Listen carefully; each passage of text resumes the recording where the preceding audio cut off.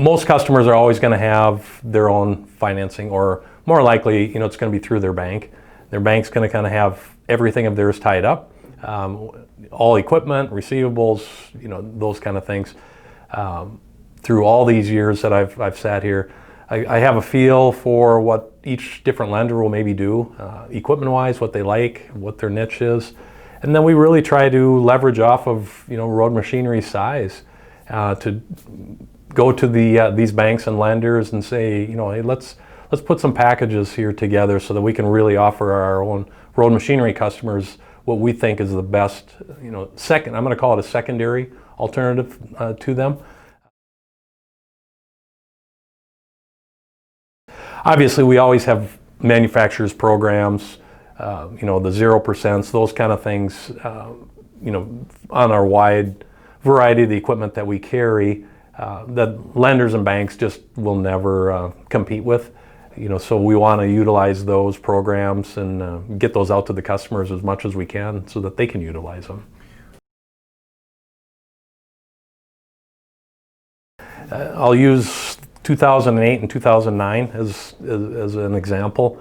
Normal lenders, customers probably had operating lines, whatnot, for say $1 million operating line that they're always used to having. They could always put their equipment on an operating line, but all of a sudden we hit the downturn and those operating lines were either gone, or maybe instead of $1 million, it's $200,000. Now they're stuck. They're used to it being simple, just being able to call their local banker and say, hey, I bought this machine, put it on my line. Those days were gone. So that's why it's really important to, have some diversity in play. It's probably never real good to put a longer term asset like equipment on an operating line, but we saw, I saw that being done a lot. And again, that's, it's up to everybody's personal setup, however it works, but for long-term play, it's a slippery slope and a tough situation to be in. Let's take a look. Let's maybe keep your bank honest. Maybe we can help you out. I've had that scenario where we've beat their bank, the customers have gone back to their bank, and actually the bank matched.